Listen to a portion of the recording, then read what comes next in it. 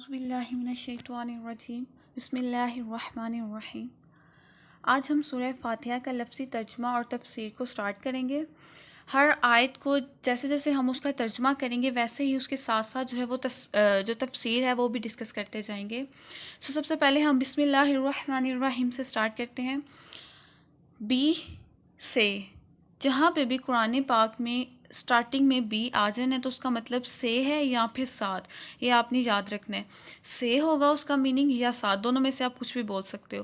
Be سے، اسمی نام، اللہ اللہ کے، بسم اللہ اللہ کے نام سے، الف لام جو رحمانی بہت مہربان ہے، الف لام جو رحیم بہت رحم کرنے والا ہے۔ اس کو اگر آپ اکٹھے کر کے پڑھیں، الرحمانی جو بہت مہربان، الرحیم جو بہت رحم کرنے والا ہے۔ بسم اللہ الرحمن الرحیم، اللہ کے نام سے جو بہت مہربان رحم کرنے والا ہے۔ الحمد تمام تعریفیں، للہ اللہ کے لیے ہیں، ربی جو رب ہے، عالمین تمام جہانوں کا۔ اب یہاں پہ دیکھیں جو الف لام ہے نا، الحمد کے سٹارٹ میں آیا ہے اور العالمین کے سٹارٹ میں آیا ہے۔ الف لام عربی میں جہاں پہ بھی آتا ہے وہ کسی بھی عام چیز کو خاص کرنے کے لیے آتا ہے۔ عربی میں دو چیزیں ہوتی ہیں، ایک ہوتا ہے معرفہ اور ایک ہوتا ہے نکرہ۔ نکرہ ہوتا ہے عام چیز کے لیے، کوئی بھی عام چیز کو جب ہم نے بولتے ہیں نا تو اس کو ہم نکرہ کہتے ہیں، جب ہم کسی خاص چیز کے بارے میں کہتے ہیں نا تو اس کو ہم معرفہ کہتے ہیں۔ اچھا، یہ عربی کی گرامر میں سے کچھ پوائنٹس ہیں، اگر ابھی آپ کو سمجھ نہیں بھی آتی تو کوئی بات نہیں، آپ جو ہے وہ نوٹس بناتے رہیے، قرآن مجید میں جو ہے وہ یہ چیزیں ریپیٹ ہوتی رہیں گی، تو آپ جیسے جیسے سنیں گے انشاءاللہ آپ کو جو ہے وہ یاد بھی ہو جائیں گی اور آپ کی پریکٹس بھی ہو جائے گی۔ تو اب جب بھی ہم نے قرآن مجید میں نکرہ سے معرفہ بنانا ہے، مین کہ ہم نے کسی عام چیز کو خاص چیز کرنا ہے، تو وہاں پہ ہم الف لام کا جو ہے وہ اضافہ کرتے ہیں۔ تو اب الحمد میں بھی اور العالمین میں بھی یہاں دونوں جگہ پہ الف لام کا اضافہ ہوا، مین کہ یہاں پہ بہت ہی کسی خاص چیز کے بارے میں بیان کیا گیا ہے۔ اس کے علاوہ عالمین، عالمین کے جو اینڈ پہ یا اور نون ہے نا، یہ جمع کے لیے آتا ہے، یہ بھی آپ نے یاد رکھنا ہے۔ قرآن مجید میں جب بھی کسی جمع چیز کے لیے کوئی ورڈ آئے گا تو اینڈ پہ یا اور نون جو ہے نا وہ اس کا ایڈیشن ہوگی۔ اب یہاں پہ ہم تفسیر جو ہے وہ دیکھ لیتے ہیں۔ الحمد تمام تعریفیں، یہ ایسا ورڈ ہے، نبی پاک صلی اللہ علیہ وآلہ وسلم نے فرمایا ہم جب بھی یہ کلمہ ادا کرتے ہیں نا، یہ کلمہ اتنا بھاری ہے کہ زمین اور آسمان میں جتنی بھی خلا ہے، جتنی بھی سپیس ہے، وہ ساری جو ہے نا اس کلمہ اس کو بھر دیتا ہے۔ اور دوسرا، یہ میزان پہ بھی سب سے بھاری ہے اور اللہ تعالیٰ کو بھی سب سے زیادہ یہ کلمہ عزیز ہے۔ اب دیکھیں، اب اس کلمے میں ہے کیا، آخر اس کلمے میں ایسی کیا بات ہے؟ ہم کتنی دفعہ جو ہے اس کلمے کو پڑھتے ہیں الحمد، دن میں 5 دفعہ ہم نماز پڑھتے ہیں اور ہر نماز کے بعد تقریباً 33 ٹائمز جو ہے نا ہم الحمد ضرور پڑھتے ہیں، لیکن ہم جو ہے نا وہ دل سے نہیں پڑھتے، ہمیں کیونکہ اس کے جو ہے نا لفظ کا میننگ کا نہیں پتہ، یہ کلمہ ہمارے دل سے نہیں نکلتا، اس کا جب تک ہمیں مطلب کا پتہ نہیں ہوگا ہم جو ہے نا اس کو ٹھیک طریقے سے جو ہے وہ ادا بھی نہیں کر پائیں گے۔ الحمد وہ شکر ہے جو ہم اللہ تعالیٰ کا ادا کرتے ہیں، کیونکہ اللہ تعالیٰ نے ہمیں اتنی نعمتیں دی ہیں، ہم پر اتنی زیادہ نعمتیں کی ہیں، جس کے شکر میں جو ہے ہم اللہ تعالیٰ کی تعریف بیان کرتے ہیں۔ اگر آپ اپنی اگزامپل لے لیں، ہماری آنکھ، ناک، کان، زبان، یہ ساری اللہ تعالیٰ کی نعمتیں ہیں، یہ تو ہماری اپنی بات ہے۔ اگر ہم اپنے اراؤنڈ دیکھیں کہ کتنی بے شمار رحمتیں ہیں اللہ تعالیٰ کی جو اللہ تعالیٰ نے ہم پر کی ہیں، یہ اس آیت کے ذریعے، یہ آیت پڑھ کر ہم اللہ تعالیٰ کا شکر ادا کرتے ہیں کہ اے اللہ، آپ نے ہم پر اتنی رحمتیں کی ہیں، اتنی رحمتیں کی ہیں کہ ہمیں رحمتوں کا پتہ بھی نہیں ہے کہ جتنی اللہ تعالیٰ نے رحمتیں ہم پر نازل کر دی ہیں۔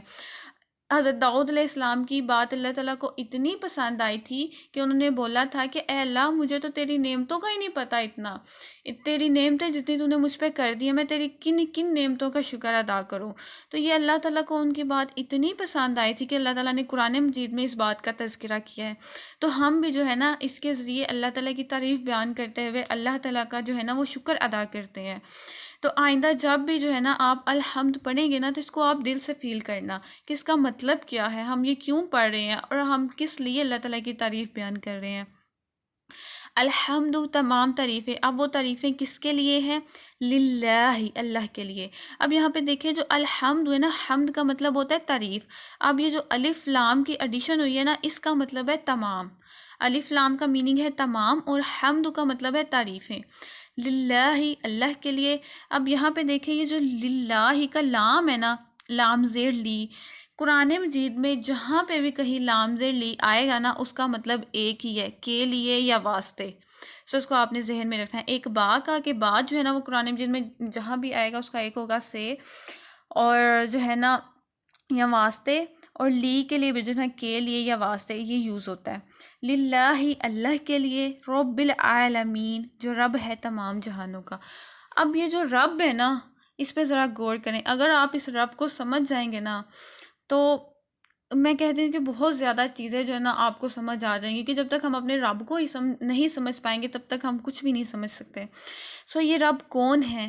رب خالق ہے، رب مالک ہے، رب مدبر ہے۔ خالق کہ اللہ تعالیٰ نے ہم کو پیدا کیا ہے۔ میری ماما ہے، انہوں نے مجھے پیدا کیا، تو وہ ان کو جو ہے نا وہ میں اپنا خالق کہوں گی، لیکن وہ میری ماں ہے، لیکن پورے جہان کو پیدا کرنے والا وہ ہمارا خالق ہے، وہ کون ہے؟ اللہ ہے۔ تو اب دوسرا جو ہمارا رب ہے وہ کیا ہے؟ مالک ہے۔ اب جو مالک اگر آپ اپوزٹ کرو تو مالک کا اپوزٹ ہوتا ہے غلام۔ سو ہم جو ہیں وہ اپنے اللہ کے، اپنے رب کے غلام ہیں۔ ہم نے تو جو ہے نا وہ غلام دیکھے نہیں ہیں۔ پہلے زمانے میں نبی پاک صلی اللہ علیہ وسلم کے زمانے میں جو ہے وہ غلام ہوتے تھے، اور اتنے اسٹرکٹنس ان پہ ہوتی تھی نا، کہ وہ جو غلام ایسے تھے کہ وہ اپنے مالک کے کہے بغیر کوئی کام نہیں کرتے تھے، یہاں تک کہ وہ کھانا بھی اپنے مالک کے کہے بغیر نہیں کھاتے تھے۔ ان کا مالک کہتا تھا اٹھو تو وہ کہتے تھے اٹھ جاؤ، اور وہ ان کا مالک کہتا تھا بیٹھ جاؤ تو وہ بیٹھ جاتے تھے۔ ہم بھی اپنے اللہ تعالیٰ کے جو ہیں وہ غلام ہیں، لیکن کیا ہم واقعی وہ غلامی والی باتیں نبھا رہے ہیں؟ کیا ہم اللہ تعالیٰ کی وہ ساری باتیں جو ہے وہ پوری کر رہے ہیں؟ کیا اللہ تعالیٰ جو ہم سے چاہ رہے ہیں کیا ہم وہ پوری کر رہے ہیں؟ اب ہمیں خود کو دیکھنا چاہیے کہ ہم کتنی اللہ تعالیٰ کی جو ہے وہ فرما برداری کر رہے ہیں، کہ ہم وہ اس غلام کے لیول پہ ہیں بھی کہ نہیں۔ سو آگے اللہ تعالیٰ فرماتے ہیں رب العالمین جو تمام جہانوں کا رب ہے۔ تمام جہان کتنے؟ ایک جہان نہیں، دو جہان نہیں، بہت زیادہ جہان۔ حضرت انس رضی اللہ تعالیٰ عنہ فرماتے ہیں، تفسیر قرطبی کے اندر بھی یہ بات موجود ہے، اللہ تعالیٰ نے کل 40,000 جہان بنائے ہیں، اور ایک حدیث شریف میں آتا ہے کہ 80,000 جہان بنائے گئے ہیں، جن کا رب صرف اور صرف اللہ تعالیٰ ہے۔ جانوروں کا جہان، انسانوں کا جہان، جنوں کا جہان، شیطانوں کا جہان، ڈفرینٹ جہان ہیں جن کا مالک صرف اور صرف اللہ تعالیٰ ہے۔ اب اللہ تعالیٰ فرماتے ہیں کہ ان سب جہانوں کا مالک ہونے کے باوجود میں الرحمانی بہت مہربان ہوں، ٹھیک ہے، الرحیم رحم کرنے والا ہوں۔ اب یہاں پہ دیکھیں جو الرحمانی اور الرحیم ہے نا، یہ اللہ تعالیٰ کی صفاتی نام ہے۔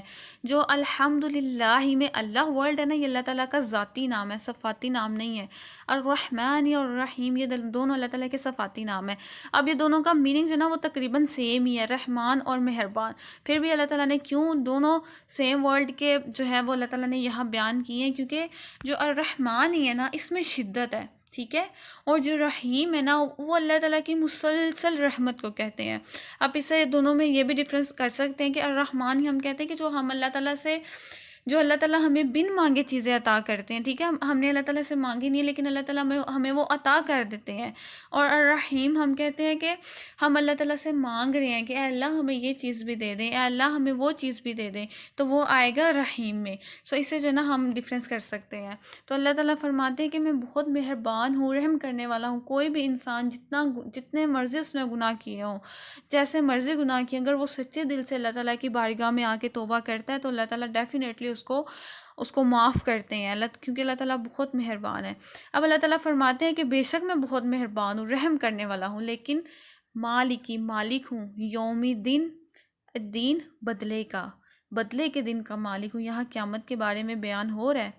اللہ تعالیٰ یہاں ہمیں ڈرا رہے ہیں، اللہ تعالیٰ کہ جس دن ہم اپنا حساب و کتاب لے کے اللہ تعالیٰ کے حضور حاضر ہوں گے، اللہ تعالیٰ فرماتے ہیں دیکھو کسی کے ساتھ ظلم نہ کرنا، کسی کے ساتھ زیادتی نہ کرنا، کیونکہ تم نے میرے حضور حاضر ہونا ہے اور ہر حساب کا بدلہ دیا جائے گا۔ کہتے ہیں قرآن مجید میں یہ آیت ہے کہ اللہ تعالیٰ فرماتے ہیں قیامت کے دن لوگ یہ خواہش کریں گے کہ کاش ہم جو ہے وہ مٹی بن چکے ہوتے اور ہمیں دوبارہ نہ اٹھایا جاتا، نہ ہمارا حساب کتاب ہوتا۔ اتنا وہ سخت دن ہے، اور اس کا مالک اللہ تعالیٰ، بدلہ لیں گے اللہ تعالیٰ ہر انسان سے جنہوں نے کسی کے ساتھ ظلم کیا ہوگا، کسی کے ساتھ زیادتی کی ہوگی۔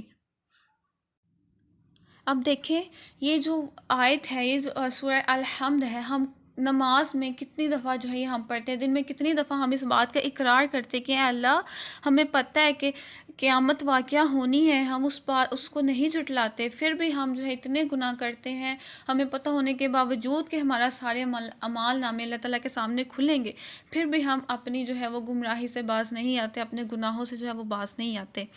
آگے اللہ تعالیٰ آگے جو ہے وہ ہم آگے بیان ہے ایاکا، صرف تیری ہی، یہ جو کاف ہے نا، کاف زبر کا، یہ تیری ہی کے لیے، ایا صرف کا تیری ہی۔ قرآن مجید میں آگے جہاں پہ بھی یہ کا آئے گا نا، اس کا بھی یہی میننگ ہوگا کہ تیری ہی یا تیری۔ ایاکا، صرف تیری ہی، نعبدو، ہم عبادت کرتے ہیں، و ایاکا، اور صرف تجھ سے ہی، نستعین، ہم مدد چاہتے ہیں۔ آپ دیکھیں جو یہاں پہ نعبدو ہے نا، اس کا جو نون ہے یہ کہاں آتا ہے؟ فعل مضارع میں، ٹھیک ہے؟ فعل مضارع کیا ہوتا ہے؟ اچھا جو یہ نکرہ، معرفہ اور مضارع میں آپ سے ڈسکس کر رہی ہوں نا، یہ گرامر ہے۔ ابھی مجھے پتا آپ کو اتنی ان کی سمجھ نہیں آئے گی، لیکن جیسے جیسے آپ نوٹس بناؤ گے آگے ہم جو ہے ان کو پڑھتے جائیں گے، جیسے جیسے یہ ریپیٹ ہوتی جائیں گی باتیں، تو انشاءاللہ آپ کو جو ہے ایزیلی سمجھ آ جائیں گی۔ نعبدو جو نون ہے نا، یہ فعل مضارع کے لیے آتا ہے۔ فعل مضارع کے اس میں دو زمانے پائے جاتے ہیں، ایک ابھی کا، ٹھیک ہے، ایک پریزنٹ اور ایک فیوچر، اور ایک آنے والا، ٹھیک ہے؟ تو یہاں پہ ہم یہ کہہ رہے ہیں کہ اللہ ہم تیری عبادت کرتے ہیں اور تیری ہی کرتے رہیں گے، ٹھیک ہے؟ وَإِيَّاكَ، اور تجھ سے ہی، نستعین، ہم مدد چاہتے ہیں۔ یہاں پہ بھی نون آیا ہے، فعل مضارع آیا ہے، تو یہاں پہ بھی جو ہے نا ہم کہیں گے کہ اے اللہ ہم تجھ سے ہی مدد چاہتے ہیں اور تجھ سے ہی مدد چاہتے رہیں گے۔ اب دیکھیں یہ عبادت کیا ہے، نعبدو عبادت کیا ہے؟ اب یہ جو عبادت ہے نا، اس کا روٹ ورڈ ہے عبد، عین بے دال۔ عبد کہتے ہیں بندے کو، یعنی غلام کو، جو ہم غلام ہیں اللہ تعالیٰ کے، جو ہم نے اللہ تعالیٰ کی عبادت کرنی ہے، ٹھیک ہے؟ ہم جو ہے نا، کیا ہم خود کا جائزہ لیں گے کہ ہم کیا اللہ تعالیٰ کی عبادت کا صحیح حق ادا کر رہے ہیں، کہ ہم ان کے احکامات کو جو ہے وہ صحیح طریقے سے فالو کر رہے ہیں؟ آپ کو میں یہاں پہ ایک ایگزامپل دیتی ہوں کہ فار ایگزامپل اگر دیکھیں کہ آپ کے گھر کوئی ملازم ہے اور آپ کے گھر میں اچانک سے جو ہے نا وہ آپ اپنی ملازمہ کو کہو کہ آج ہمارے گھر مہمان آنے ہیں اور تم نے اچھے سے جو ہے نا وہ صفائی کرنی ہے، اور آپ جاب پہ چلے جاتے ہو۔ جب آپ گھر واپس آتے ہو اور دیکھتے ہو کہ گھر اتنا زیادہ گندا ہے، بالکل صاف صفائی نہیں ہوئی، اور جو ملازمہ ہے وہ سامنے بیٹھی ہوئی ہے اور بہت زیادہ وہ بھی جو ہے نا تھکی ہوئی ہے، اس کو بہت زیادہ جو ہے نا پسینے آ رہے ہیں، تو اب اسے آپ پوچھو گے کہ کام صفائی تو ہوئی نہیں ہے، تم کس بات کی تھکی ہوئی ہو؟